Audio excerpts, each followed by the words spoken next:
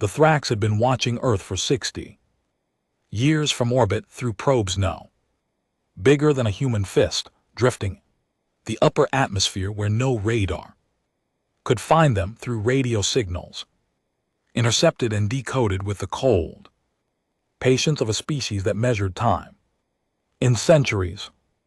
They had watched the little blue world argue and build and burn things down and build again. They had watched the creatures on its surface fight each other over lines drawn in dirt. They had watched them dig up their own planet for black liquid and burn it until the skies turned brown. The Thrax High Council called it beautiful in their language. Not the planet, the stupidity. Commander Vorkai stood at the observation deck of the warship, relentless dominion, and looked at Earth the way a man looks at a meal he has already ordered. It was just a matter of waiting for it to arrive. Tactical report, he said, his second in command. Drax stepped forward and pulled up the holographic display. Blue sphere 7 continents, swirls of white cloud. Population 8,200,000,000. Military strength impressive by primitive standards, divided into 203 separate nations, most of them openly hostile to each other. They cannot agree on a single governing body, Drex said. Their largest military power spent most of the last century building weapons to use against one another. Today, Vorkai turned the globe slowly with one long finger. Space capability, limited satellites.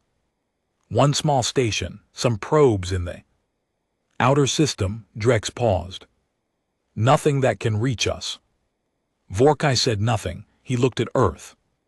A moment longer, a small, wet, chaotic world full of creatures that had spent most of their recorded history trying to kill each other over land, water, oil, and disagreements about invisible beings who lived in the sky. He almost felt sorry for them, almost. Thrax commanders did not feel sorry. It was considered a waste of processing. Begin approach, he said. Relentless Dominion was one of 47 ships in the invasion fleet, 47 ships that could each survive a direct hit from anything humanity had ever built. The Thrax had been a spacefaring civilization for 11,000 years. They had conquered 31 worlds. They had never, not once, not in 11,000 years, lost a conquest. 31 worlds, not when it put up a fight worth remembering. The first sign was the satellites going dark. Elena Vasquez noticed it at 4:47 inches. The morning, because she had not slept properly since a particular roadside in Kandahar 8 years ago, and she had long ago made her peace with that. She sat in the operations center at Peterson Space Force Base in Colorado, coffee cooling beside her keyboard, watching a board full of green lights turn red one by one. GPS, weather relay, communications, military channels. International Space Station went quiet. Mid-sentence, the astronaut on board had been talking to ground control about a water recycling problem mid-word. Then nothing. Just static, and then not even that. Elena stared at the board for 4 seconds. Sir, she said. General Hoffman was already walking toward her. He had the look of a man who had spent 30 years expecting the worst and was still somehow not ready for it. Talk to me. Everything's gone, Elena said. All of it. 64 satellites in 11 minutes. He looked at the board. He looked at her. He looked at the board again. That's not a system failure. No. Sir, she said. It is not. He picked up the landline.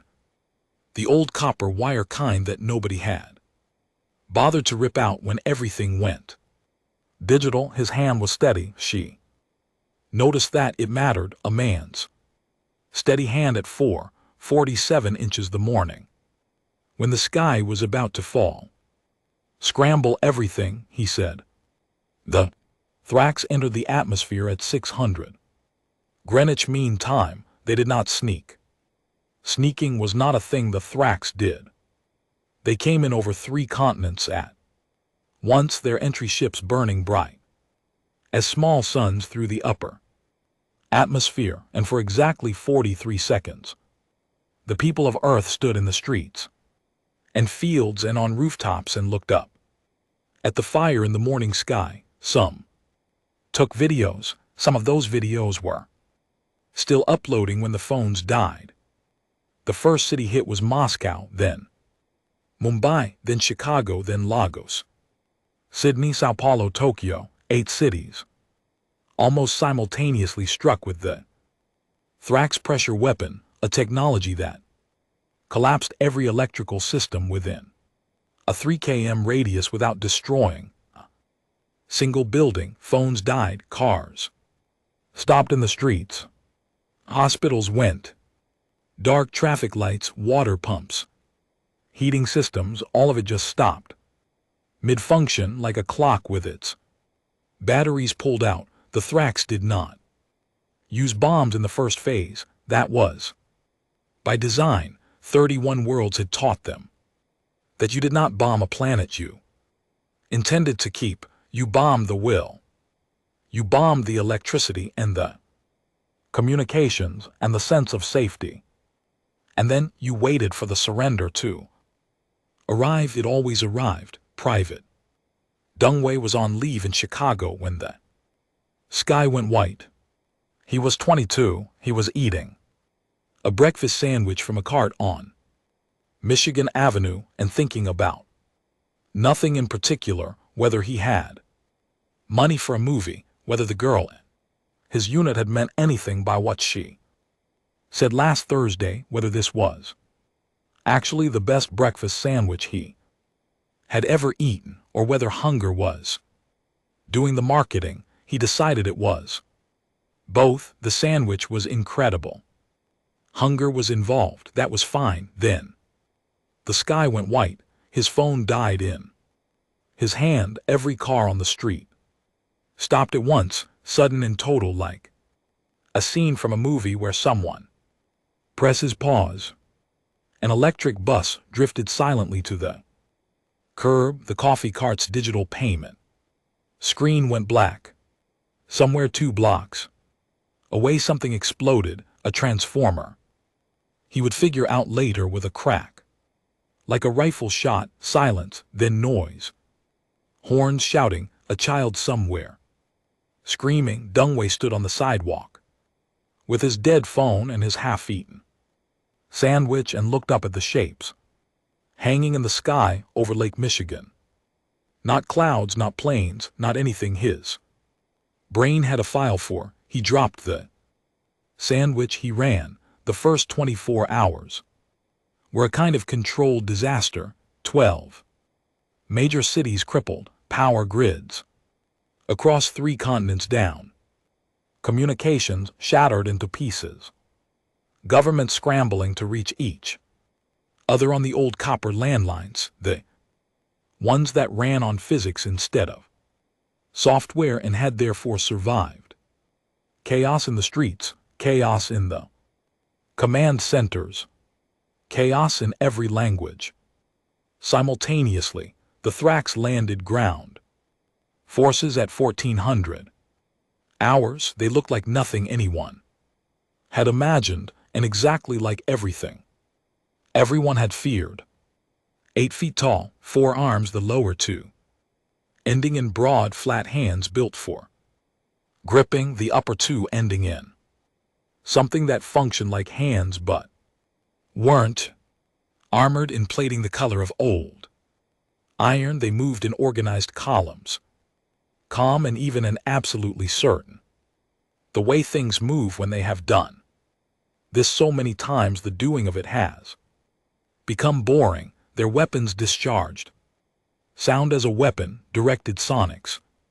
Non-lethal at medium range, at close range the field medics would later describe the injuries and then stop describing them. The Thrax expected full collapse of organized resistance within 72 hours. It was a reasonable expectation, clean calibrated based on 60 years of careful study. They began landing in the 6 largest cities on 4 continents, not to destroy, to occupy, to hold the infrastructure intact and wait for the surrender broadcast to start. Vorkai monitored from orbit. He watched the tactical feeds, humans scattering, communications fragmenting, governments going silent. 3 nations had already transmitted surrender protocols. The signals picked up by Thrax relay satellites still in position. He thought, this is going well. He had thought that 31 times before. By hour 36, Alina was in a basement in Colorado Springs. She had, with her 7 officers, 1 civilian technician named Bao, who could rebuild any piece of electronics you put in front of him, and had not slept in 2 days and smelled like it. 4 cases of MREs, 2 rifles, a diesel generator, a hand crank radio, and a map of North America printed on actual paper that someone had thought to laminate. She had a plan which was more than most people had. We need to fall back to Cheyenne Mountain, Major Torres said. Cheyenne Mountain is dark, Alina said. Everything electronic inside it is fried. It's a very expensive cave right now.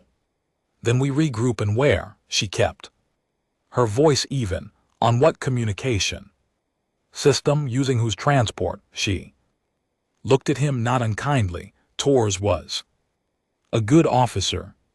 He was just applying old logic to a new problem, and the new problem was not interested in old logic.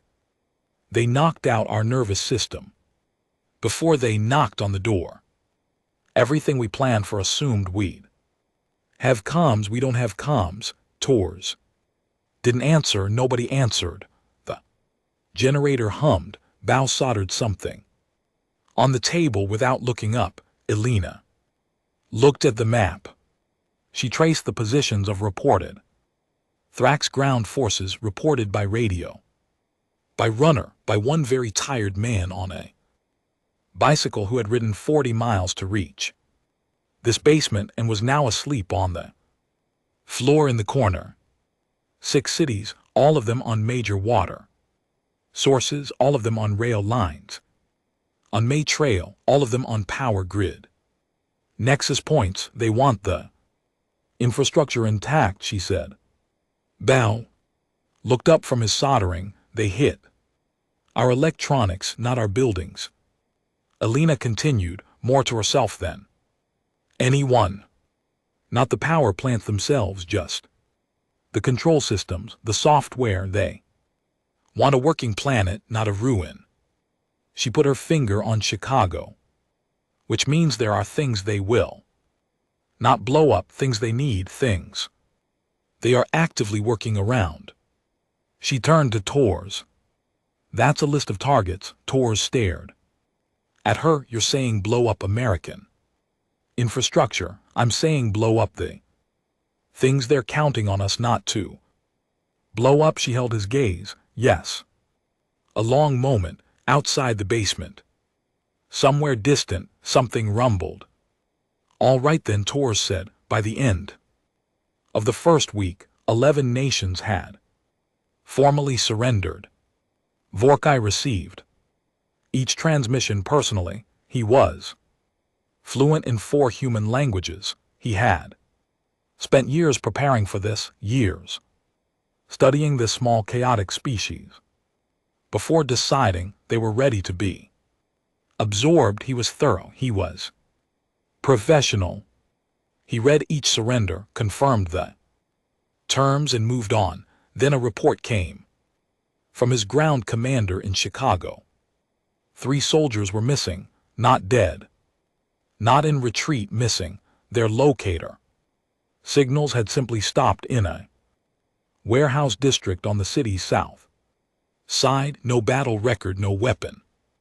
Discharge logged, no distress signal. Just gone, like someone had reached down and erased them.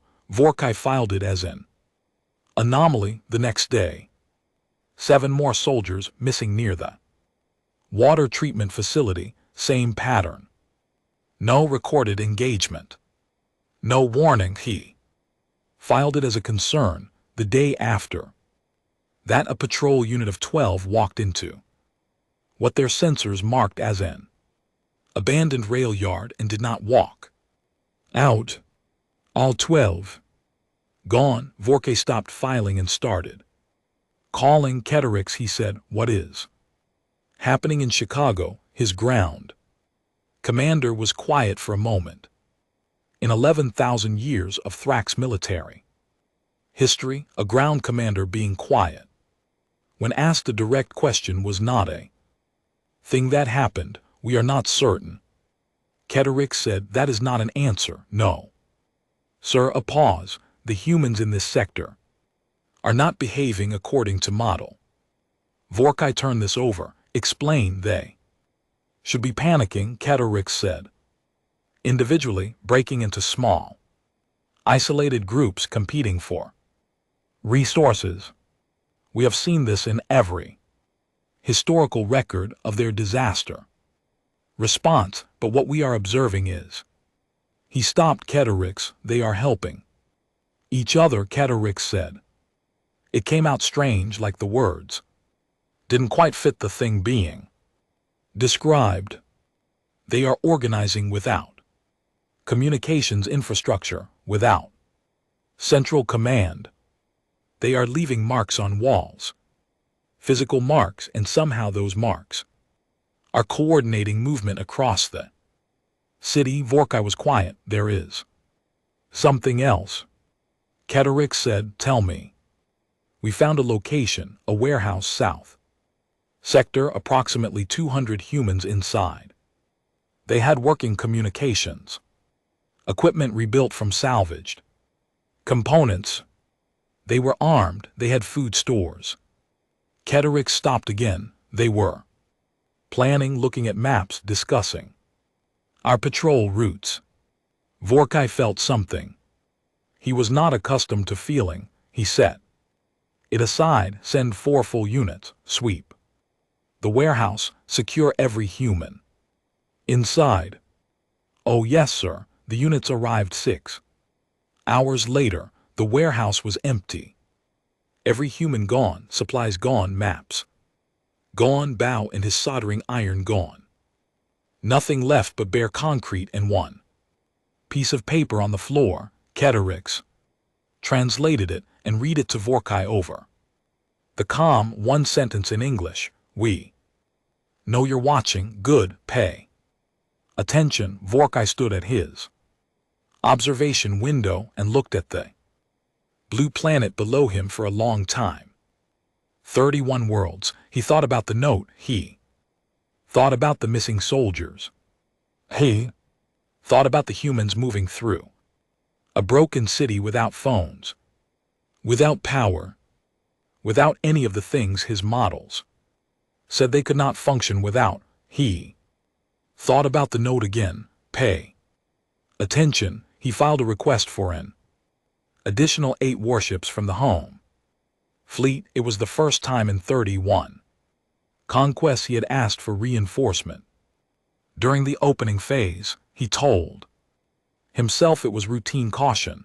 Deng Wei had not slept in 41 hours. He was in a different basement now, in the south side of Chicago, with 9 people he had not known 4 days ago.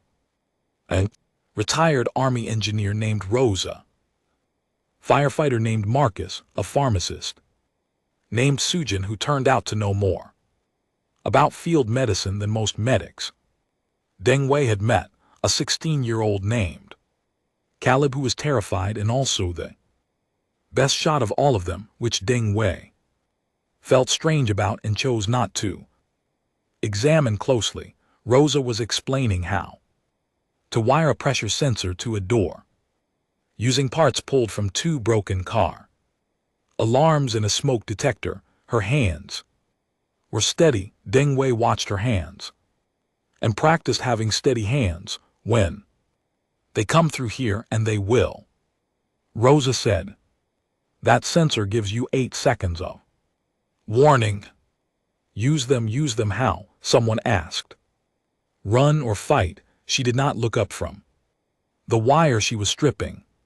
That's always been the only choice available to people in situations like this. Nothing new. She finished the sensor. She stood up. She looked around the room at 9 people: a soldier, a firefighter, pharmacist, a teenager, a high school teacher, a plumber, and 3 others who had just been people living their lives 6 days ago. And she said, "You all scared?" Nobody said no. She nodded. Good. Scared means your brain is working. The ones who aren't scared are the ones who make the stupid mistakes. She picked up her bag. Let's go. Ding Wei followed her out into the street, into Chicago. Still standing, battered and dark, but standing, the alien ship sat in the sky over the lake like dropped coins. Silver gray and silent, the street smelled like cold air and something burnt.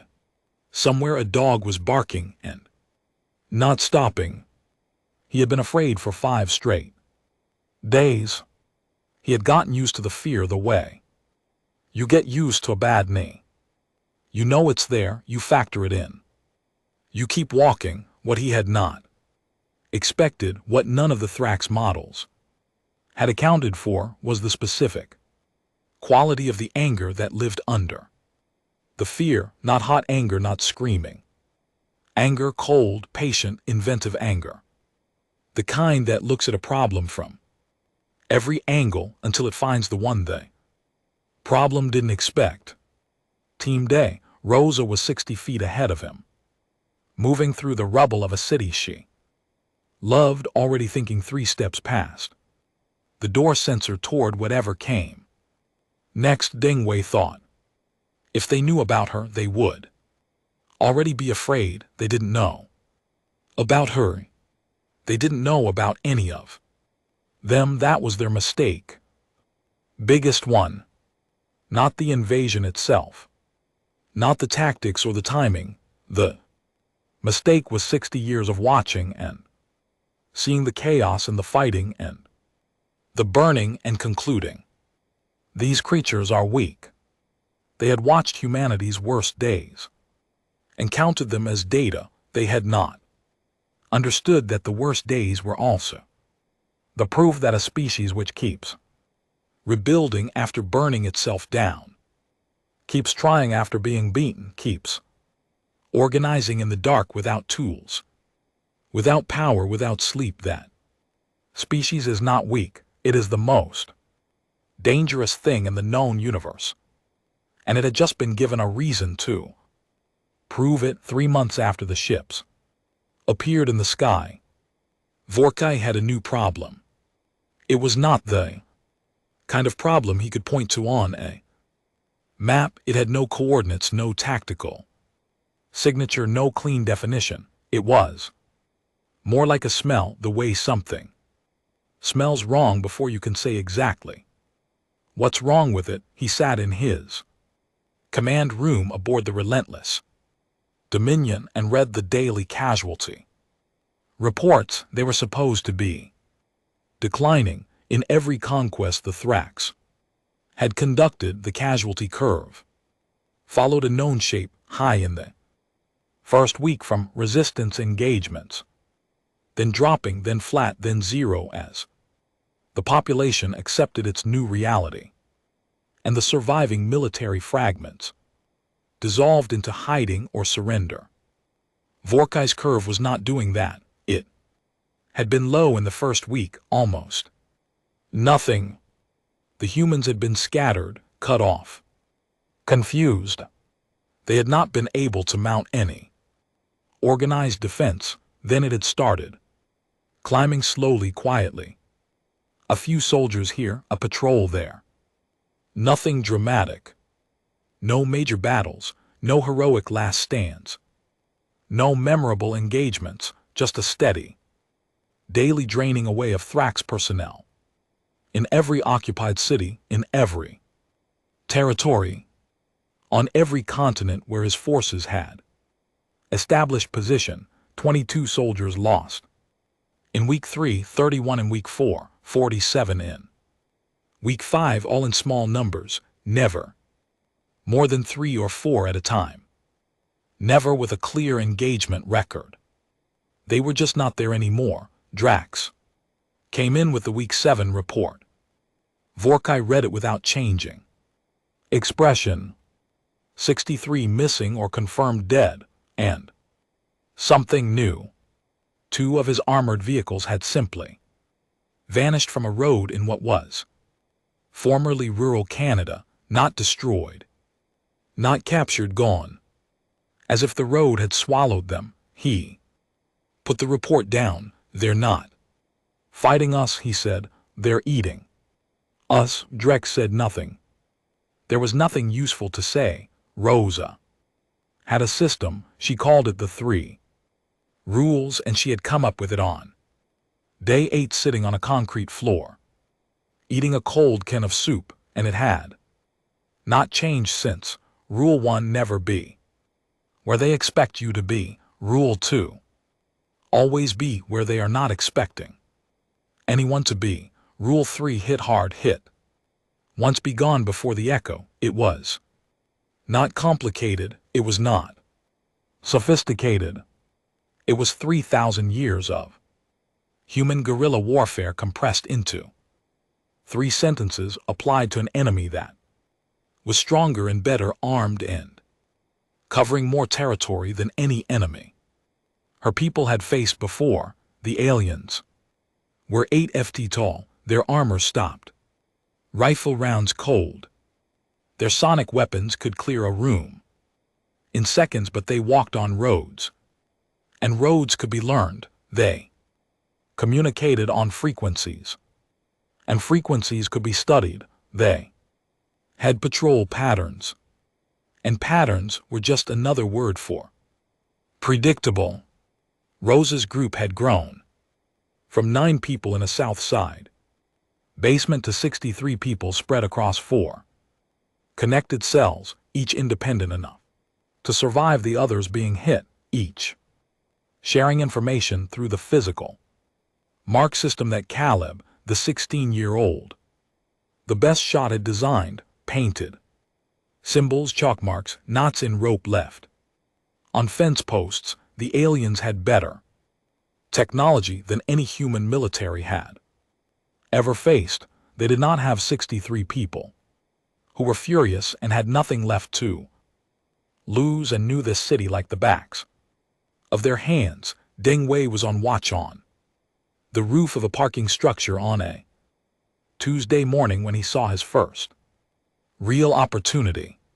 He had been watching the alien patrol route for 2 weeks, same street, same time, 6 soldiers, always the same spacing, always the same stop at the intersection of Michigan and Randolph, where they scanned buildings on both sides before moving on. 6 soldiers, 8 ft each, 4 arms, armor.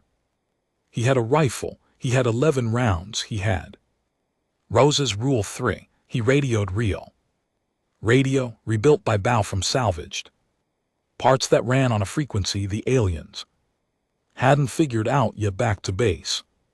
I've got a window. Rosa's voice came back. How long?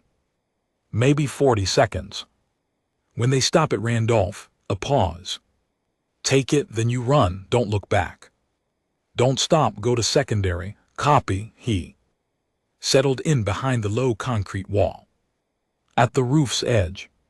His hands were doing the fear thing, the fine trembling that he had learned was just his body getting ready and not actually a problem. he let them tremble.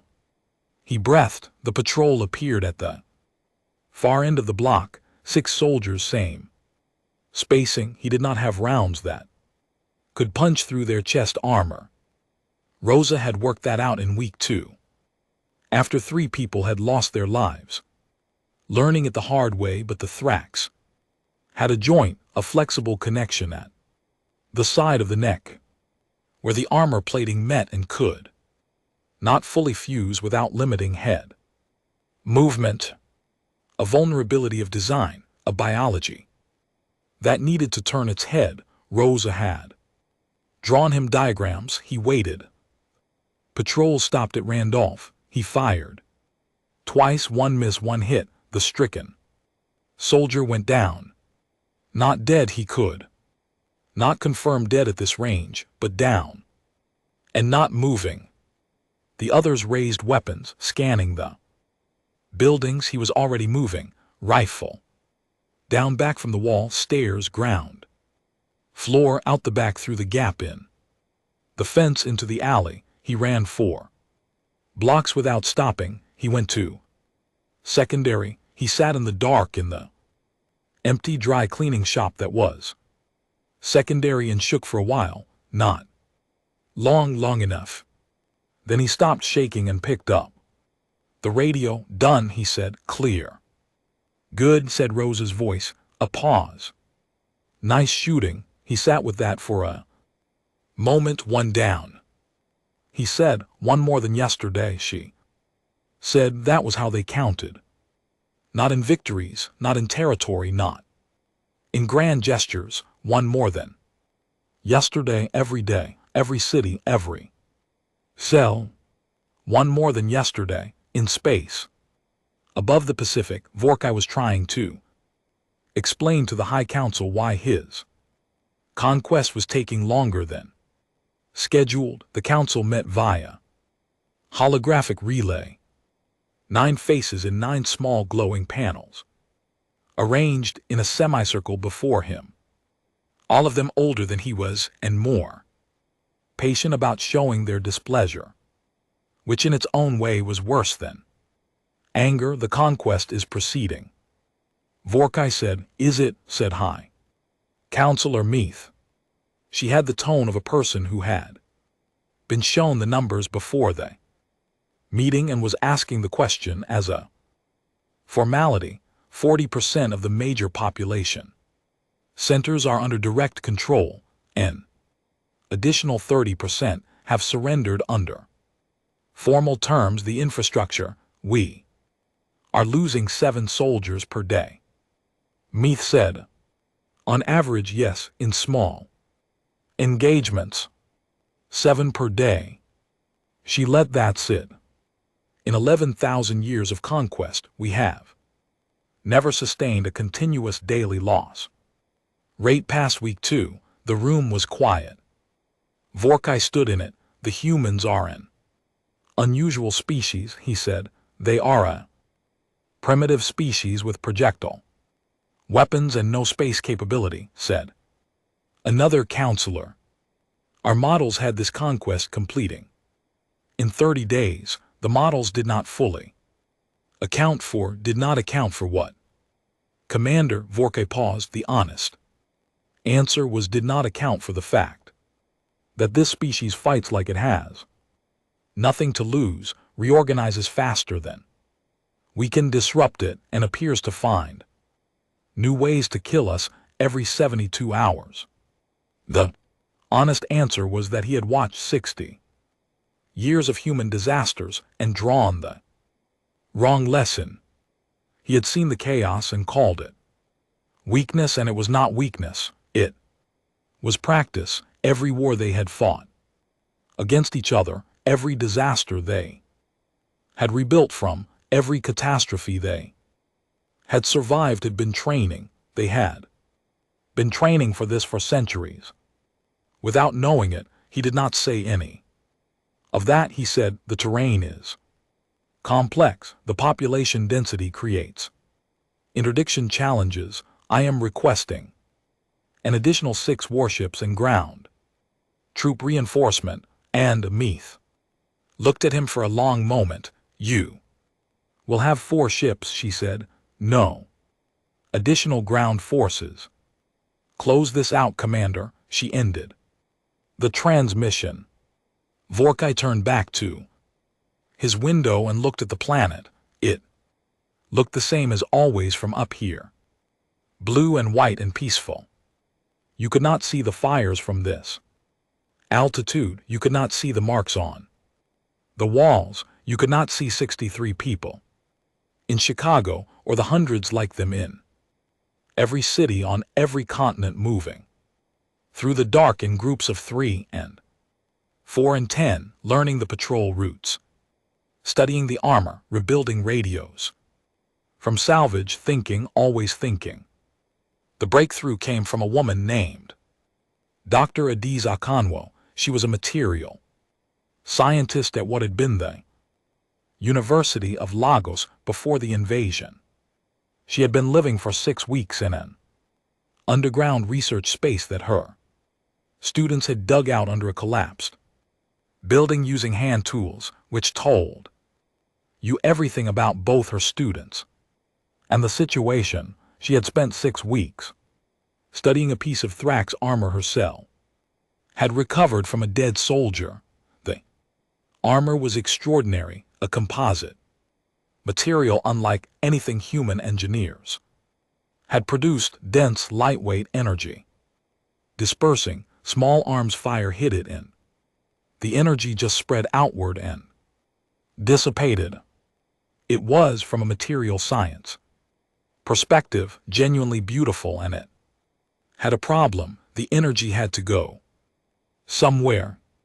It dispersed laterally across the surface, which meant if you concentrated enough energy on a single small point, not a bullet which was too fast and too focused, but something sustained, the armor's dispersal mechanism would overload at that point and fail. She wrote this up in a 12-page document, handwritten in a notebook because the power was still unreliable, and sent it by courier, an actual human person, walking across Lagos with a notebook in a backpack to the nearest military resistance contact. She knew the document moved city to city, underground channel to underground channel. It reached Elena Vasquez in Colorado Springs 19 days after Akanwo wrote it. Elena read it twice. Bao, she said. Bao looked up from whatever he was currently building. He was always building something.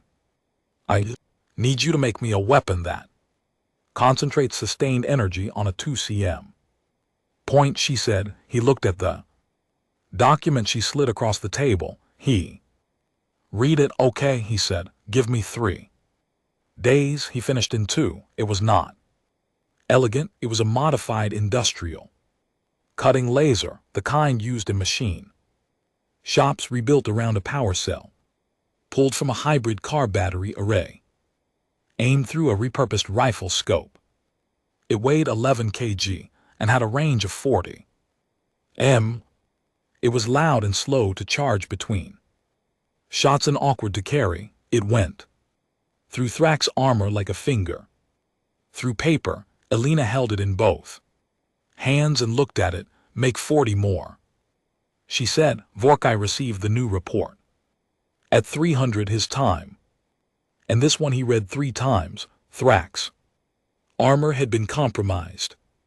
6 confirmed kills by an unknown weapon, confirmed by sensor data and the physical evidence from the bodies, which told a very clear story. Whatever had done this, it was targeted, it was effective, it was already in use in multiple cities. He felt the thing he had been setting aside since the empty warehouse. He let himself feel it for exactly 10 seconds. That was long enough to understand it clearly. Then he set it aside again and began writing orders. He needed to think differently. He had been fighting this conquest the same way he had fought the last 31. That was the error. The humans were not like the last 31. They were something new.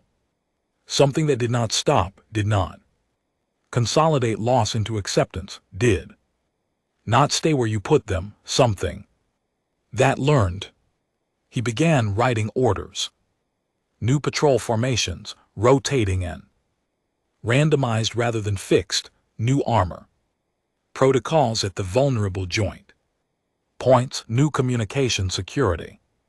Measures, new restrictions on predictable movement patterns, he wrote.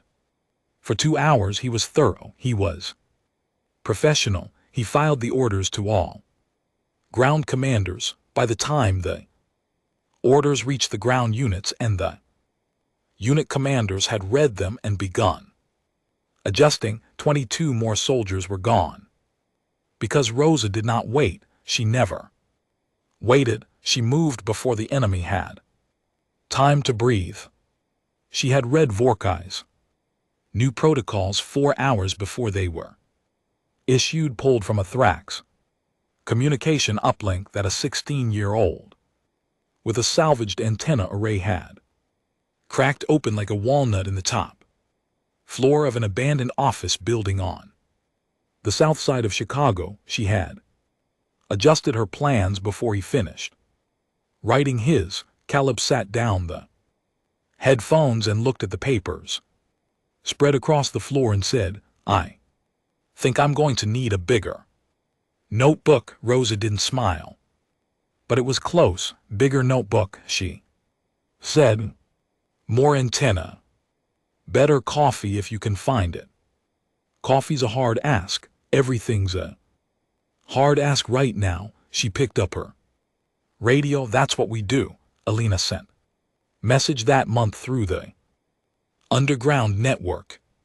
It moved the same way Okonkwo's document had moved, person by person, hand to hand, walking across broken cities. It reached 7 different continents in 9 days. It was 3 sentences.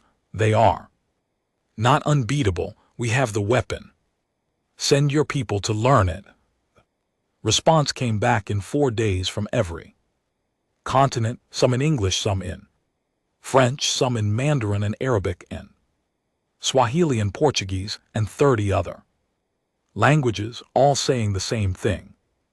"We are coming." Vorkai did not see that message. It did not travel through any frequency his sensors could read. It moved at walking speed across a broken world, but he felt the shape of it in the daily casualty reports that kept climbing in the quiet that his ground commanders described, a specific kind of quiet that experienced soldiers knew was not peace, but preparation. In the way the occupied cities had stopped feeling occupied and started feeling like traps. He sat at his window above the blue planet and felt it. He filed another request for reinforcements. The council denied it. He looked at Earth a long time.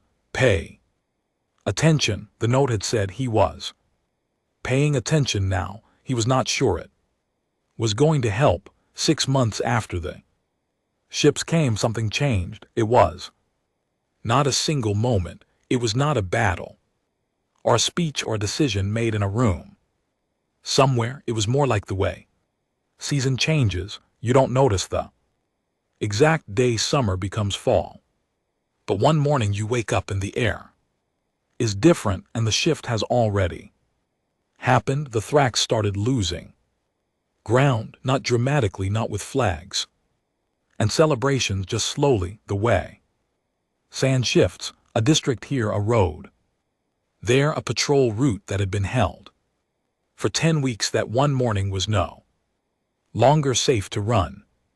A supply line that had functioned reliably that started being hit every 3rd day until the reliability disappeared. Vorkai noticed it in the reports the way you notice a headache, starting at the edge of awareness first, before it becomes undeniable. In week 18, his forces pulled back from the western half of Chicago, not because they lost a battle, Because holding that half of the city cost more than it was worth. Because every unit he stationed there bled soldiers in a constant slow drip day after day, and the math no longer worked in his favor. He needed those soldiers. He wrote the pullback order himself. He filed it as a tactical consolidation in his private log, the one no one else read. He wrote 3 words: "We are retreating." Rosa knew before the pullback order was executed. She knew because Caleb had been reading their communications for 2 months fluently now, the alien language parsed into a working translation framework that 3 linguists in the network had built collaboratively from scratch. They had started with signal patterns, then vocabulary, then grammar, then meaning. Nobody had told them to do this. Nobody had assigned it. They had just done it because it needed doing, and they were the ones who could. She stood in the top floor of the office building, her headquarters now. 18 people, real walls, a kitchen that ran off a small solar array that Bao had installed on the roof, and watched the Thrax units consolidate on the map. Caleb updated hourly. They're pulling out of the west side. Caleb said he was sitting cross-legged on the floor with headphones around his neck and a notebook in his lap, surrounded by papers. At some point in the last month, he had stopped looking like a frightened teenager and started looking like something that was harder to name. Certain, maybe. Settled in the center of himself in a way that some people never managed even after a lifetime. "I know," Rosa said. "That means we can move in and take it back." She was already working through the logistics in her head. "Tell the East Side cells to hold position. I want our people in those streets by morning, establishing visible presence, water distribution, medical. The civilians need to see us, not just hear us, and if they come back for it, then we make it expensive." She picked up her radio. "We've been making things expensive for 6 months. We're getting better at it." She was not excited. She was not triumphant. She was precise. That was what 6 months had made her. Very precise woman who did not waste time on feelings that did not serve the next 3 hours. She was also underneath all of that in a fury so constant and so deep that it had become structural, like a load-bearing wall. She did not think about it. It just held everything up. The weapon Bao had built multiplied from 40 units in Colorado Springs. The design had spread through the network. Handwritten diagrams on note paper, passed person to person, rebuilt in basements and workshops in the back rooms of buildings that used to sell other things. Every cell added improvements: a lighter housing here, better aiming mechanism there, a power cell that charged faster, a modification that extended the range from 40 m to 60. By month 6, there were over 4,000 of the weapons operational across the resistance network. They had no official name. Different cells called them different things. Chicago called them closers. The Lagos network called them Okonkwo's, after the woman who had figured out the armor in Colorado, where Alina had first built one. People called them door keys. Door keys because they opened things that were otherwise closed. The Thrax updated their armor 3 times in response. Each time, Dr. Okonkwo's network, which was now a distributed research group operating across 2 continents, found the new vulnerability and shared it. Within 2 weeks, this was the rhythm. The Thrax adapted. The humans found the gap. The gap became a weapon. The weapon Spread, the Thrax adapted again. Humans found the next gap. It was not a cycle the Thrax had been built to run.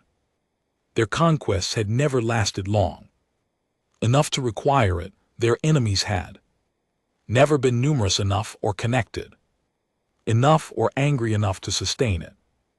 Elena wrote a letter to General Hoffman. Hoffman, who was still alive, still running operations from a mountain facility in Wyoming, describing this rhythm and what it told her. She wrote, "They are faster than us on the hardware. We are faster than them on the adaptation. We just need to stay in the cycle long enough." Hoffman wrote back, 6 months ago I would have called that a long shot. Now I think it might be the whole plan. The battle for New Delhi began on a Wednesday morning and lasted 11 hours. It was not supposed to be a battle. It was supposed to be a demonstration, a coordinated push by 6 resistance cells in the city, timed together for the first time using the new weapons, supported by what the local network called air assets, which was a charitable description of 6 modified civilian drones with bow designed disruption payloads. It became something bigger than anyone planned. The Thrax had consolidated their forces in New Delhi around 3 key positions: the old government complex, the rail junction, and the Eastern Water Treatment Facility. Standard Thrax logic: control the infrastructure, control the population. The resistance hit all 3 positions simultaneously at 600 local time. The rail junction fell in 4 hours. It was not clean. It was not the kind of battle anyone tells clean stories about afterward. It was a grinding thing, fought across 100 m of open ground with door key weapons and salvaged rifles and 2 homemade armored vehicles that the Delhi cell had built over 3 months in a workshop that had previously made agricultural equipment. The Thrax defenders were better armed and better armored, and they were not giving up the rail junction willingly. But the Delhi cell had something that the Thrax did not. They knew every brick of that junction. 3 cell members had worked there before the invasion. 2 more had family who worked there. They knew which sections of the fence had been weak for years and which maintenance tunnels ran under the main building and which section of the roof was accessible from the building next door. They came from 3 directions at once through approaches. The Thrax sensors had not flagged because they were not officially entrances. Garrison of 24 Thrax soldiers held for 90 minutes, then they did not hold. Resistance fighters stood in the rail junction and looked at each other, and it took several seconds for any of them to say anything, because winning was real, but it had a weight to it that was different from what anyone had imagined. Not lighter, not exactly heavier, different. A man named Priya, who had been a train driver before the invasion and had fought in the Delhi cell since week 2, sat down on the platform with his door key weapon across his knees and put his face in his hands, not crying, just sitting. After a while he looked up and said, "We're going to need to get the trains running again. The city needs them." Nobody laughed, but everyone understood. Vorkai received the news from New Delhi at 1400 hours. He stood very still and read the report twice. A complete garrison lost, an infrastructure position taken and held by resistance forces, not a raid, not a quick strike, a held position. They were in the junction, and they were not leaving. He began running numbers. If the Delhi cell could hold the Junction, it disrupted supply flow to the eastern third of the city, which meant his forces in the east would need resupply by air, which was expensive and slow and visible, which meant they would need to retake the junction or abandon the eastern sector. He pulled up the tactical map and looked at it for a long time, and he saw the shape of what was coming, not just in Delhi. Delhi was a signal, a test, and the test had worked, which meant they would do it again in Chicago, in Lagos, in Sao Paulo, and Tokyo, and every other city where resistance cells had been bleeding his forces for months. They were not just fighting now, they were building toward something. What had been 6 months of grinding attrition had been the preparation. The real push was starting. He sent a priority message to the High Council. He did not request additional ships this time. He sent his full assessment. The conquest had moved past the attrition phase into what he classified as organized military resistance. The models had failed. The timeline was no longer valid. The resources required to complete subjugation of this planet had been consistently underestimated. He attached every report from the last 6 months. The empty warehouse, the climbing casualty counts, the armor breaches, the rail junction. He sent it, then he sat and waited. The council's response came in 6 hours. It was brief. It said, "You were given sufficient resources. Complete the conquest, nothing else." Vorkai read it twice, looked at his window, looked at the planet. Then he did something he had never done in 31 conquests. He began planning a defensive perimeter, because what Maith and the council did not understand, what they could not understand from 11,000 light years away, reading casualty reports that were already days old by the time they arrived, was that the situation had changed in a way that numbers on a page could not fully express. The humans were not just fighting back, they were getting better every week, every month. Every engagement, they were learning from every mistake, adapting to every new tactic, sharing information across a broken world without any functioning technology, through sheer human stubbornness and ingenuity. And there was something else, something the reports could not quite capture, but that Vorkai felt every time he watched the tactical feeds from the ground. They were angry in a way that was not going to expire. Elena walked into New Delhi 4 days after the rail junction fell. She had traveled overland from Colorado to the eastern seaboard, then by boat to Europe, then through a chain of resistance contacts that stretched from Portugal to India. 31 days of travel, mostly on foot and in vehicles that ran on cooking oil. Conversions and prayer. She stood on the platform of the recaptured junction and looked at the city. It was damaged, not destroyed. The Thrax had not bombed it, true to their logic about keeping infrastructure intact, but 6 months of occupation and disruption had left it scarred. Buildings dark, streets emptied of normal life, the marks on the walls. Everywhere the resistance symbols that had become a language, but also the trains were running. Priya had done it. He had 3 lines operational within a week of the junction being taken, not smoothly, not reliably, but running, carrying people and food and supplies, and resistance fighters across a city that was pulling itself back together. 1 rail line at a time. Elena stood on the platform and watched a train arrive, and felt something that she had not felt in a long time. Not victory, not yet, not close, but the solid dependable sense of forward movement.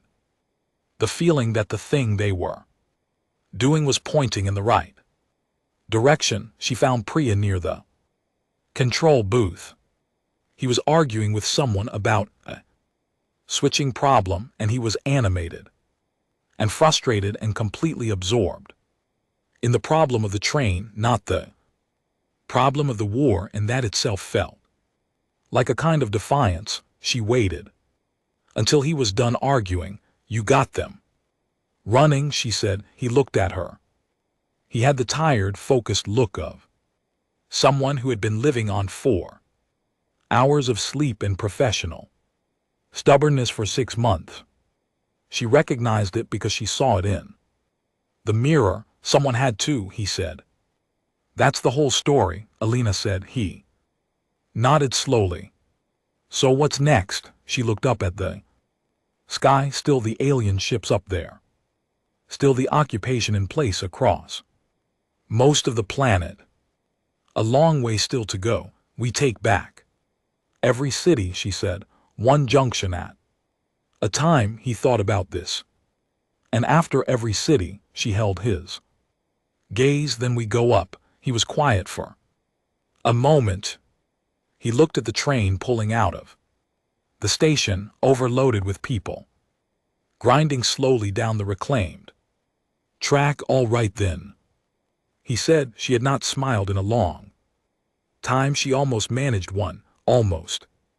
The first Thrak warship fell out of orbit on a Tuesday night.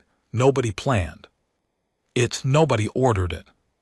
It was a logistics craft, a supply runner smaller than the combat ships, and it came low over eastern India on what should have been a routine resupply run, and a 17-year-old in Bihar with a shoulder-mounted weapon system she had built from diagrams that had traveled across 3 continents hit it in the engine housing with a focused energy burst. She had been practicing the shot for 3 months. She hit it perfectly. The ship went down in a farm field 4 km away. It did not explode. The hull held the Thraks inside. 4 of them were shaken, but alive, and they were captured by the local cell within the hour. But that was almost secondary. The warship had come down, a Thrak ship from space, an actual ship.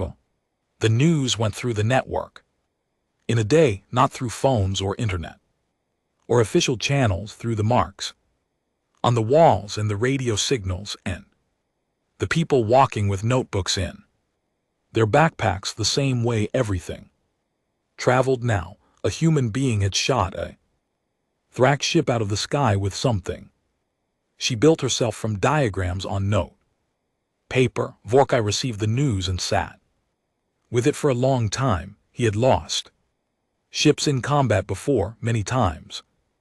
In 31 conquests, there were always losses. He had never had a ship brought down by a planet that 6 months ago could not reach him in space. He thought about the rail junction. He thought about the armor modifications. He thought about the climbing casualty reports. He thought about the note in the empty warehouse. Pay attention. He was paying all the attention he had.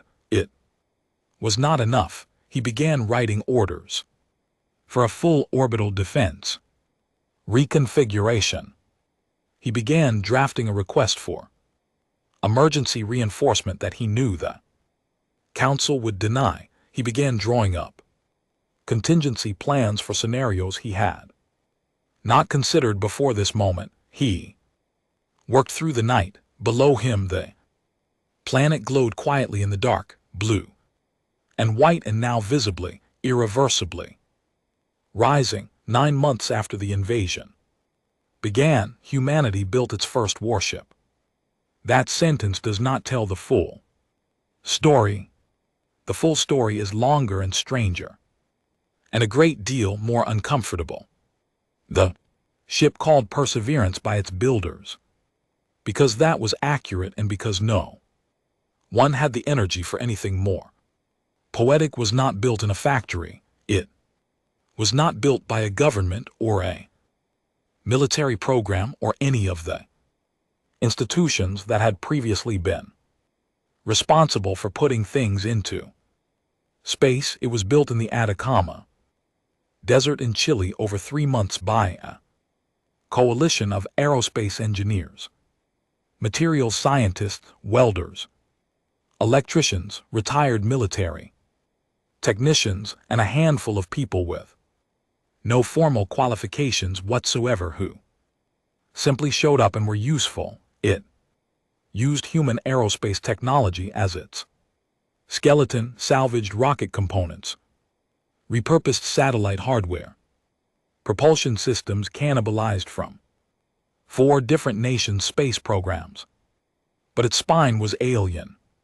The 17-year-old in Bihar had not shot down the last Thrak logistics craft. She had shot down the first, and the design had spread through the network like everything spread through the network, hand to hand, notebook to notebook. By month 8, resistance cells had brought down 11 more craft, 4 with intact engineering systems. Dr. Okonkwo's research network had the alien propulsion technology reverse engineered.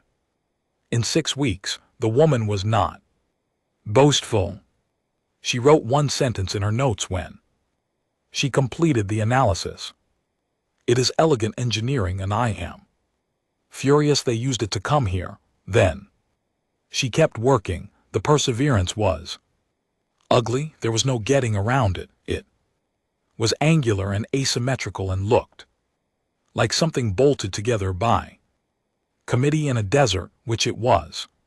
It had no sleek lines or design considerations beyond, does it hold atmosphere, does it fly, and can it hurt something? The answer to all 3 questions was yes. Admiral James Harlow had been running the Pacific Resistance Command from a submarine for 4 months.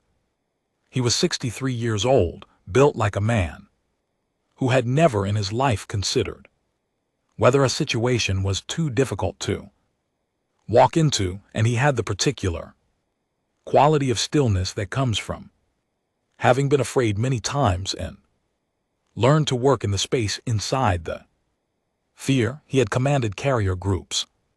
Before the invasion, he had spent 40 years learning how naval combat worked. The geometry of it, the patience of it, the way you positioned forces to cut off options before the enemy knew their options were being cut. Now he sat in the operations room of the submarine, Georgia, and looked at a model of near-Earth orbit and applied those same principles to a problem that no naval doctrine had ever addressed. Their ships hold position in 4 main clusters, said his tactical officer, Commander Yasha, who was 29 and terrifyingly good at 3-dimensional geometry. She pointed at the orbital display. 2 clusters over the equatorial band, 1 over the Arctic, 1 over the South Atlantic.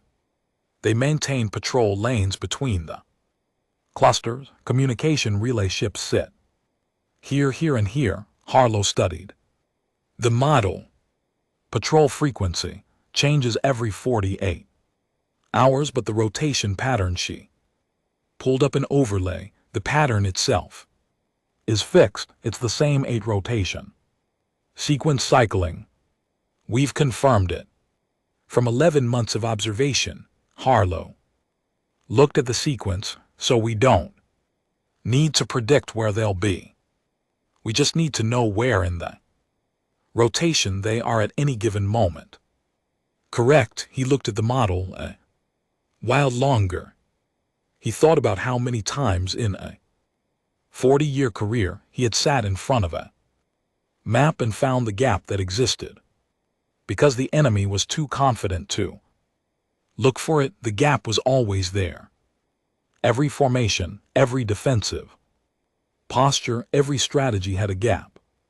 The gap was usually the place the enemy believed no one would come from. He pointed to the space between the equatorial cluster and the Arctic cluster during the rotation point when both clusters were at their furthest separation. There, he said. Yasha nodded slowly.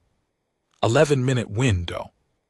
During rotation 3, can we get 3 ships through in 11 minutes, if they launch on the right trajectory? She ran the numbers. Yes.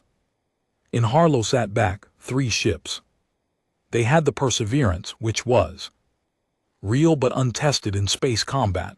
They had 2 smaller craft, faster and lighter, built from a different design with captured alien propulsion that the Chilean team had been calling the Defiance and Stubborn, the second name chosen by a vote and generally considered an appropriate statement of intent. Get me a line to the Perseverance crew, he said. The pilot of the Perseverance was a woman named Commander Jae-young Han. She was Korean.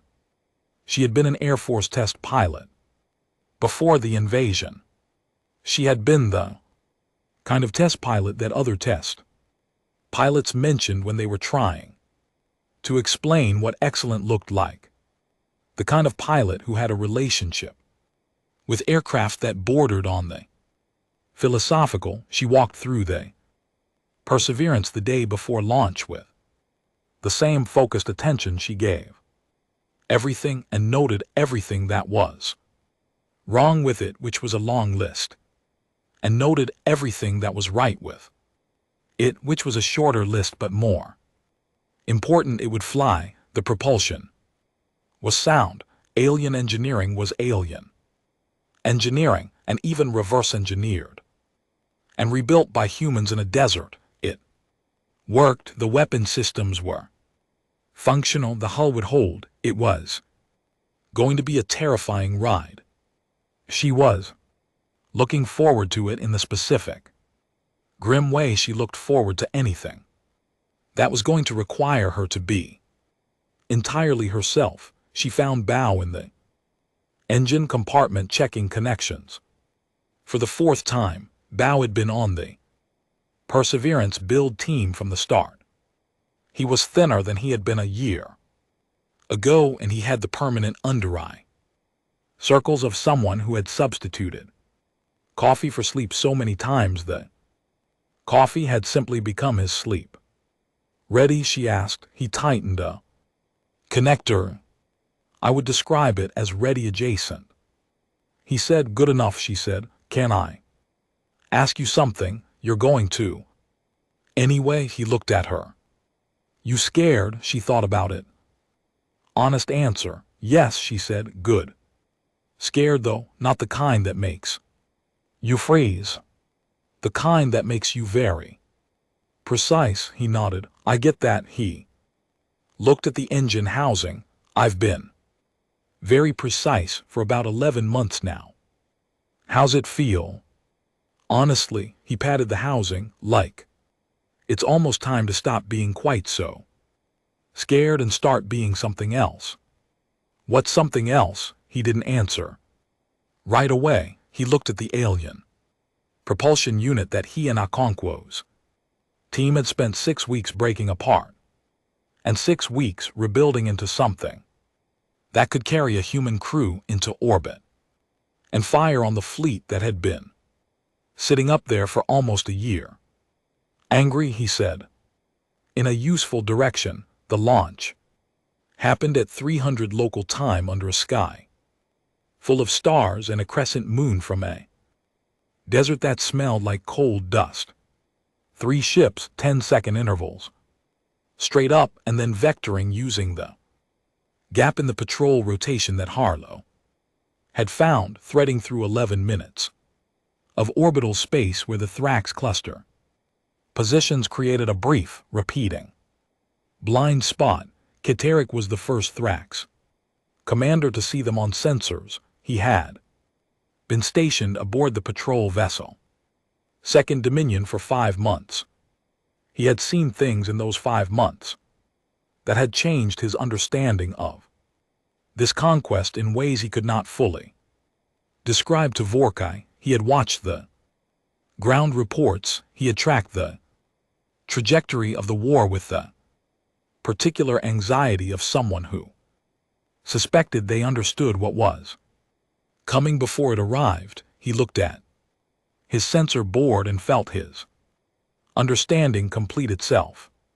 3. Contacts rising from the planet, climbing on trajectories that were using.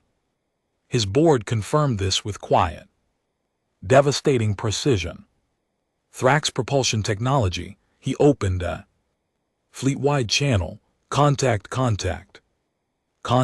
3 targets ascending from equatorial surface. Thrax drive signature. The channel stayed open. There was a pause on the other end that lasted exactly 2 seconds and felt much longer. Say again. Came the response from the fleet command. Vessel 3 contacts, Katerik said. They are using our propulsion technology. They are on an intercept course for the equatorial cluster. He paused. They are armed. He watched the contacts climb. He thought about the empty warehouse, the note. He thought about 11 months of a conquest that had not behaved like any conquest before it. He thought about the rail junction and the shot-down logistics, craft and the armor that kept being broken in new ways. He thought we should have paid attention to the note. The Perseverance entered the engagement zone, moving faster than any human-built vehicle had ever moved in Earth orbit. Jia Yohan sat in the pilot's seat and breath. She could see the Thrax ships on her instruments. The equatorial cluster, 4 vessels. The nearest about 800 km ahead, big on the sensor readout, each one a warship that had been sitting in orbit above her planet for almost a year. Her weapons officer, a former naval commander named Tarek, said, "Weapons ready. Copy," she said. "On my mark."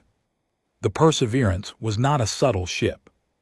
It was not designed for subtlety. It was designed for the specific problem of punching through alien armor using the same focused energy principle that had worked on the ground, scaled up, mounted on a spacecraft. The Thrax equatorial cluster began firing. Jayon banked hard. The incoming fire missed barely. The second shot was closer. The third tore through the Perseverance's left thruster housing, and she felt the ship shudder under her hands, and she adjusted, compensating, finding the trim in the damaged flight profile. The way she found trim in every aircraft she had ever flown, by feel, by the specific kind of knowing that lived in her hands and not in her head. "Mark," she said. Tarek fired it. The focused energy weapon hit the nearest Thrax vessel amidships. The armor held for 3 seconds. 3 seconds of that specific stress point. The alien armor could not fully disperse. Then it failed. The ship did not explode. It died. Propulsion gone. Weapons gone. Power gone. It began to drift. 1. She came around the second target. 2 more enemy shots, both wide. The Thrax gunners were recalibrating for a target that moved the way Jayon moved, which was unlike anything their targeting systems had been calibrated for, because their targeting systems had been built for enemy ships that followed rational geometric attack patterns, and Jayon was not rational. She was a test pilot, and what she did to a ship could not be described in geometrical terms. Second target, Tarek said. "I see it," she said. She had him. She had the shot. She was about to take it, and then she heard it on the comm, the Defiance on her port side engaging the third vessel, the Stubborn further out, drawing fire From the fourth, 2 more human ships in orbit in a fight above their own planet. A year ago this was not possible. She took the shot. Vorkai heard the engagement from the relentless Dominion and stood absolutely still for the 43 minutes it lasted. When it was over, 2 of his equatorial cluster vessels disabled, the other 2 had pulled back to higher orbit out of range of the human weapons. The 3 human ships were still operational, though all 3 had taken damage. They had won the engagement, not completely, not with the decisive crushing force that ends things, but they had come up here with 3 ships that should not have been able to exist, and they had fought his fleet in orbit, and they had won. He sent the engagement report to the High Council. He sent it with no additional commentary. He sent it with no request. He just sent it, the facts, the numbers. The outcome, the Council's response took 1 day. When it came, it was not Meath. It was the first voice, the senior counselor, a position so removed from day-to-day command decisions that Vorka had received direct communication from the first voice exactly once in his career. The first voice said, "What are we dealing with?" Vorkai looked at that question for a long time. He thought about how to answer it. He thought about 31 worlds. He thought about the models, the 60 years of study, the certainty with which the Council had assessed this target and found it ready for absorption. He thought about what he had seen in 11 months, the adaptation, the persistence, the anger, the rail junction, and the Bihar girl, and the 3 ships in orbit. He thought about the note he wrote back, "We are dealing with a species that does not understand how to stop. They have no concept of acceptable loss. Every defeat becomes information. Every adaptation we make becomes a problem they solve. They fight each other constantly, and it has made them very good at understanding how to fight." He paused. "I underestimated them in the assessment phase. The entire Council underestimated them. We looked at their chaos and called it weakness. It is not weakness. It is how they generate strength." He sent it, then he began writing the order he had been avoiding for 3 months. Full orbital consolidation, pull back from the ground, establish a defensible position in high orbit, and reassess. He was not retreating, he was surviving.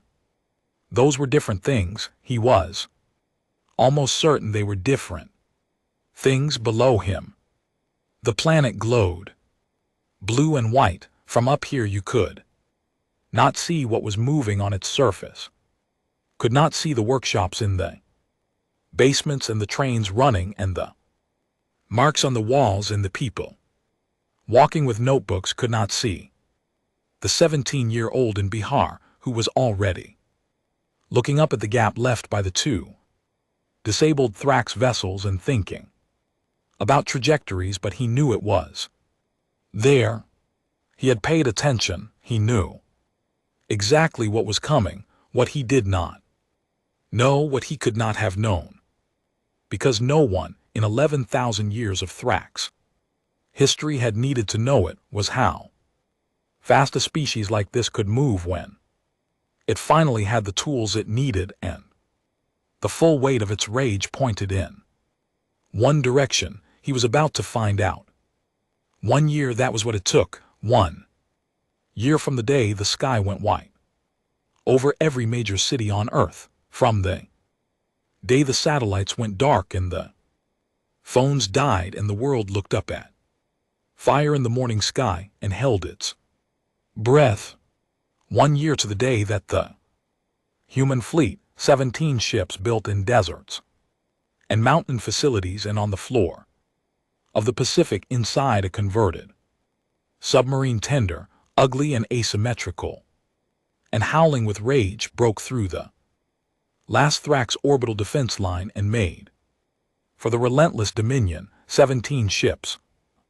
Year ago humanity had 0, the fleet had a name now. It had taken 3 months of argument to agree on one, conducted over radio in at least 8 languages, and the final answer was not heroic, not dramatic, not the kind of name that gets carved into monuments. They called it the home fleet because that was what it was, because the thing it was defending was the only word that mattered, not the nations. The nations had fractured and reformed and fractured again over the course of a year.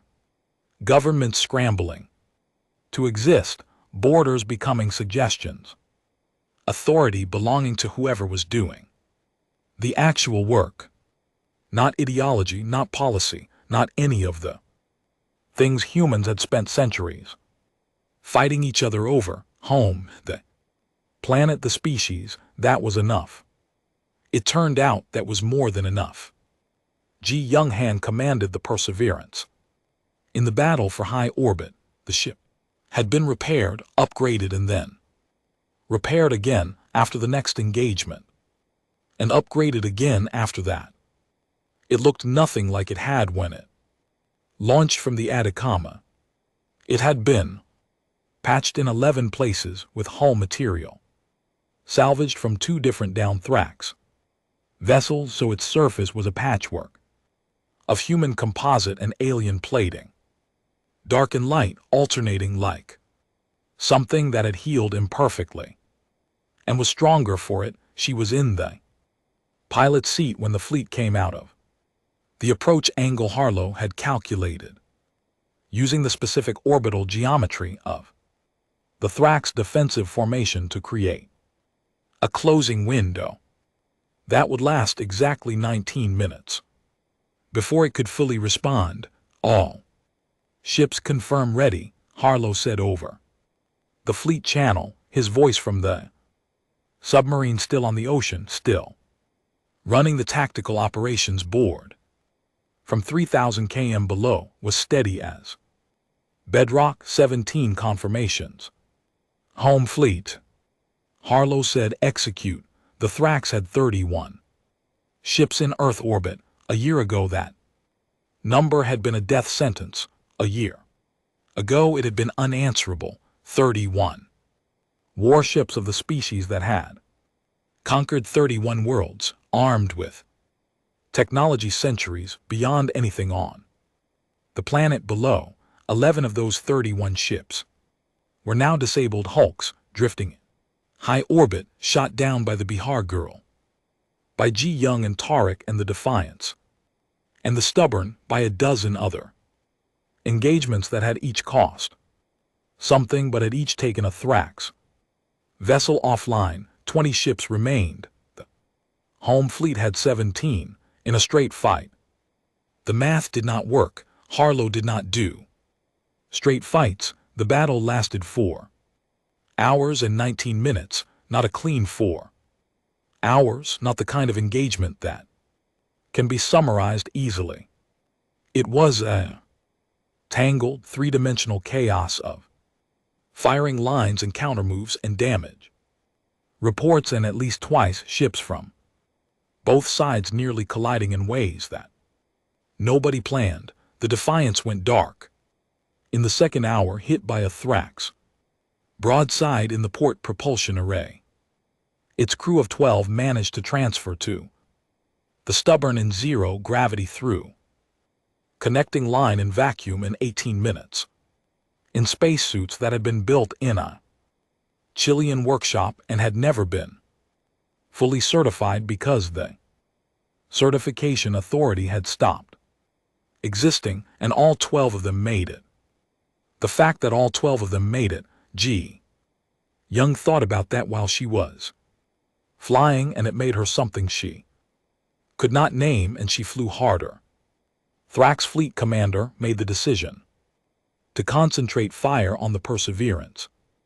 In the third hour, it was the right call. The Perseverance was the largest and most capable ship in the home fleet, and taking it out would break the formation's coherence. 3.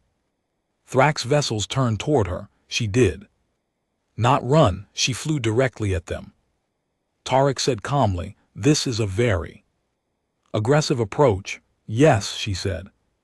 "What's the plan?" She did not have a plan. She had something better than a plan. She had 11 months of flying alien propulsion spacecraft through conditions that no training program had ever covered, and she had the specific grim creativity that comes from having had no choice but to solve every new problem as it appeared, and she had a ship that had been repaired so many times it knew her hands. She flew through the middle of the three-vessel formation, not around it, through it. The Thrax firing solutions were built for targets that maintained geometric engagement distances, targets that attacked from range and angled for optimal weapon arc. Every combat system in their fleet was calibrated for that kind of fight. They were not calibrated for a ship that closed to 400 m, fired 3 times at near point-blank range, and then broke hard in the direction none of the targeting algorithms predicted, because Young Han had learned a long time ago that the most useful thing about being a pilot was the ability to move in directions that made theoretical sense only in retrospect. One Thrax vessel disabled, then second, the third broke off. She came around, assessed the damage to the Perseverance, significant, manageable, not fatal, and re-entered the engagement. Vorkai watched the battle from the bridge of the Relentless Dominion. The Relentless Dominion was the largest ship in the fleet. It had not moved from its position in high orbit since the first human ships appeared.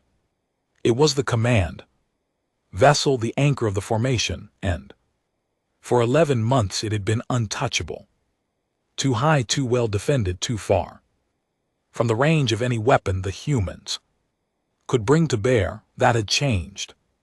He watched his fleet shrinking in real time, not fast, not in the sudden, catastrophic way that defined fleet battles in Thrax military history, the kind of engagements that were won or lost in minutes. This was the same grinding attrition he had been watching for a year, applied to space, one ship at a time, one gap exploited at a time, one solution found to each new defense he erected. His weapons officer said, "Commander, the human formation is restructuring." He looked at the tactical board.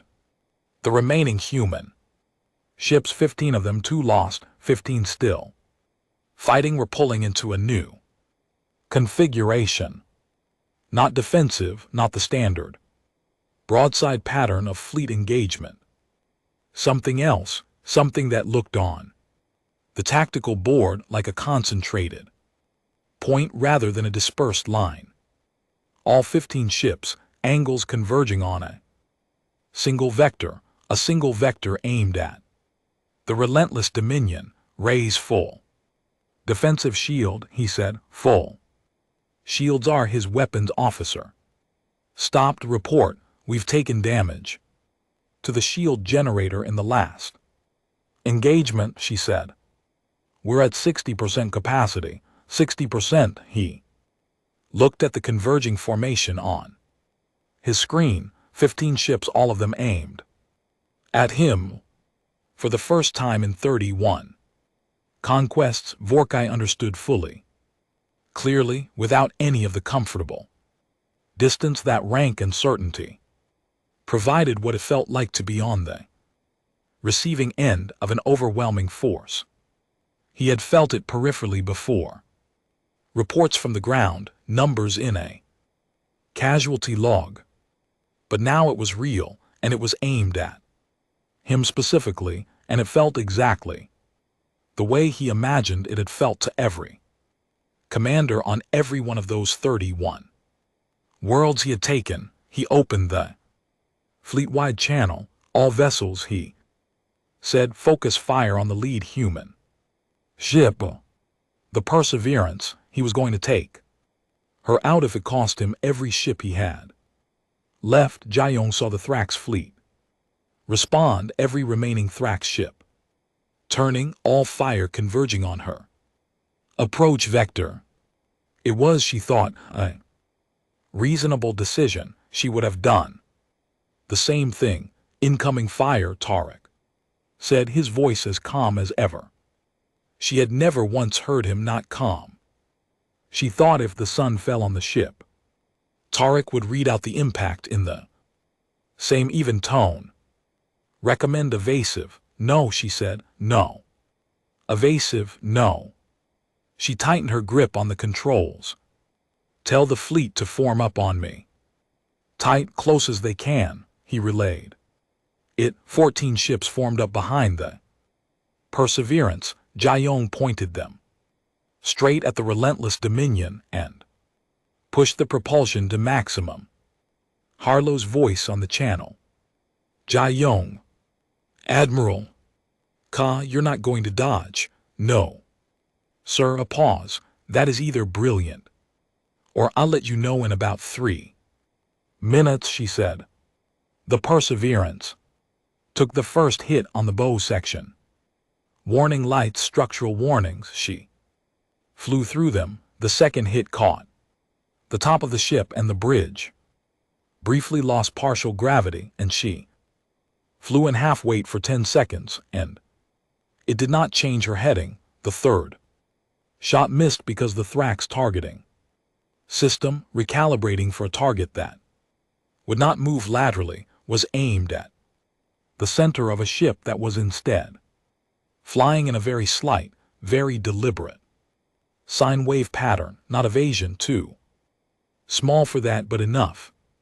Tarek had calculated to put the exact aim point 3M to the right of where the targeting algorithm expected it. 3M. The shot missed. She was close now. 800 km, 700. The relentless Dominion filled her forward sensors. She thought about the wheat fields in Gyeonggi province where she had grown up, which had nothing to do with anything, and sometimes your mind just goes somewhere when you need it to be very still. Fire, she said. Tarek fired all 4 weapons simultaneously. 4 focused energy beams hit the relentless Dominion at its 4 primary power junctions, positions identified from the wreckage of the 11 downed ships, analyzed and mapped and shared through the network, and loaded into the targeting system by the night before launch. The relentless Dominion went dark, complete power failure, not an explosion, not a debris field, just a ship suddenly dead in space, drifting, silence on the channel, then 15 voices in 7 languages all at once. Vorkai sat in the dark of his powerless bridge. Emergency lighting came on after a few seconds. Chemical, not electrical. The old failsafe, dim red-orange. His crew was at their stations, silent, looking at the dead screens. The comm system came back on partial backup power. He heard the human channel through the ship's passive receiver. He did not understand what they were saying. Too many voices, too many languages at once. But he understood the tone. He sat with it for a moment in the red-orange dark, above a planet he had come to take in, had instead spent a year watching take him apart. He thought about the 31 worlds. He thought about the note. He thought about what he would write to the High Council and what the Council would say, and what came next. There would be a negotiation. The Thrax did not surrender exactly, but they had protocols for the end of an unwinnable campaign that had not been used in 11,000 years. Those Protocols were about to get there first. Real use. He activated the emergency transmitter. Human fleet, he said. English, because he had spent 6 years learning their language before this. Conquest, because he had been so thorough. This is Commander Vorkai of the Thrax Expeditionary Fleet. I am requesting terms of negotiation. Channel was quiet for a moment. Then Harlow's voice clear, steady. Vorkai, he said, here are the terms. Your fleet withdraws from Earth orbit today. Your ground forces withdraw from all occupied territory within 14 days. You release all prisoners. You return all resources taken. A pause, and you go home and you tell them every species within your reach. Every world you've already taken, every world you're thinking about taking, you tell them what happened here. Vorkai was quiet. And if the High Council does not agree to these terms, Harlow said, then we'll come and make our case in person. Another pause. We have 17 ships. Vorkai said, something in his voice that had not been there a year ago, something that was very close to what his second-in-command had sounded like on the day the missing soldiers were reported. You have 15 today, Harlow said. We have 15 today. Check back in 6 months. The Thrax ground forces began withdrawing on day 3. Rosa watched them go from the roof of the office building on the south side of Chicago. That had been her headquarters for 11 months. She watched the columns of HFY soldiers moving toward their landing zones, organized and disciplined, even retreat, which she could respect without being anything other than glad they were leaving. The city was waking up around her, real waking, not the careful, watchful emergence of people who had been living under occupation, though that was also there, but underneath it, the bigger thing, trains running, lights coming back on in buildings as the grid was reconnected block by block. People on the streets who were walking somewhere with a purpose that was not survival but just life. Caleb stood next to her with his notebook. He had filled 47 notebooks over the course of the year. He had started a 48th yesterday. What are you writing now? She asked. Everything, he said, while I still remember it. He looked up at the sky, where the Thrax ships were visible in daylight, visible and moving there, positions changing as the orbital withdrawal began. Someone needs to write it down. She nodded slowly. What happens next? He asked. Rosa thought about it. She thought about what Harlow had said on the fleet channel. The human network had been listening because the human network was always listening. Check back in 6 months. We build more ships, she said. We rebuild the planet. We get very, very good at being in space. She paused. And we don't forget. Forget what? She looked at him.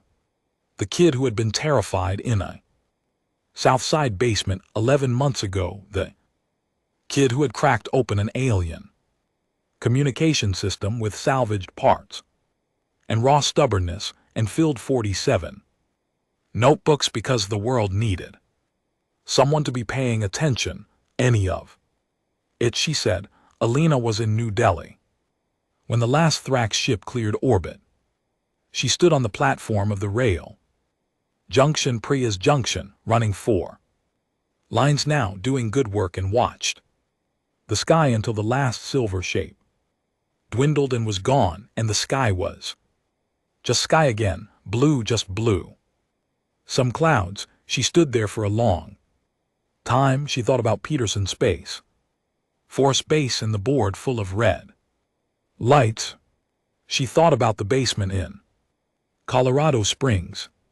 She thought about Tor saying, all right then, in the voice of a man deciding to blow up the things the enemy was counting on him to love too much to blow up, she thought. About Dr. Okonkwo in Bao and Jayo, and the 17-year-old in Bihar and Harlow, in his submarine and Rosa and Caleb and Priya and all the names she knew and all the names she didn't, all the people who had just refused, who had taken the worst year any of them had ever lived through and come out the other side not broken, changed absolutely, marked permanently, but not broken. She pulled out her radio. Old habit. She still carried it. She clicked it on. Anyone on this frequency, she said.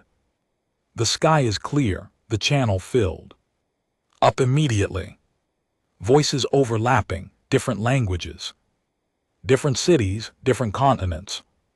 She didn't try to pick out words, she just held the radio up and let it play, and felt the weight of it, this planet.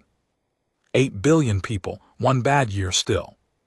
Here, still here, Priya was beside her. He had been watching the sky, too. We're going to need more trains, he said, a lot of them. The lines are broken in 8 provinces, all right then. Alina said. He looked at her. You know, I've heard you say that about 50 times over the last year, and it always sounds like it means something different. It always means the same thing, she said. It means yes, and here's what's next. He nodded. He looked at the tracks. He looked at the sky, empty now, just sky. Here's what's next, he said, and they got to work. 3 weeks later, the first transmission went out from Earth into deep space, not a weapon, not a military signal, a broadcast on every detectable frequency aimed at the broadest possible dispersal across the galaxy. It was not long. It had been written by a committee of 12 people from 9 countries over 4 days, and the fact that they had agreed on it at all was its own small miracle. It said, we are humanity. We are from the 3rd planet of a yellow star. 1 year ago, an empire called the Thrax came to our world with 47 warships, believing we were weak, believing we were divided, believing we would collapse. We did not collapse. We want you to know who we are. Not as a threat, not as a boast, just as information for whoever you are. Wherever you are reading this, we are the species that was almost conquered and chose not to be. We are here. We are not going anywhere, and we are paying attention now. The broadcast went out at the speed of light in all directions, carrying the words outward into the dark. Between stars were other eyes and other ears, and other minds were watching the quiet routine movements of a small civilization they had dismissed as unremarkable, out in that dark in committee rooms and command vessels and research stations, on worlds that had their own names for themselves that humanity had not yet learned. Something shifted, reports were filed, assessments were updated, old assumptions were very carefully revisited. An empire that had been observing Earth for its own reasons and had been considering its own approach. Timeline quietly moved that timeline back indefinitely because the broadcast was clear, and clear meant there was nothing more to study. They knew what humanity was now. The whole galaxy knew, and the whole galaxy decided in its various quiet ways that whatever they had been planning to do next, it could wait. This particular yellow star's 3rd planet could wait. That corner of the galaxy could wait. Some things were worth avoiding. Humanity, it turned out, was one of them.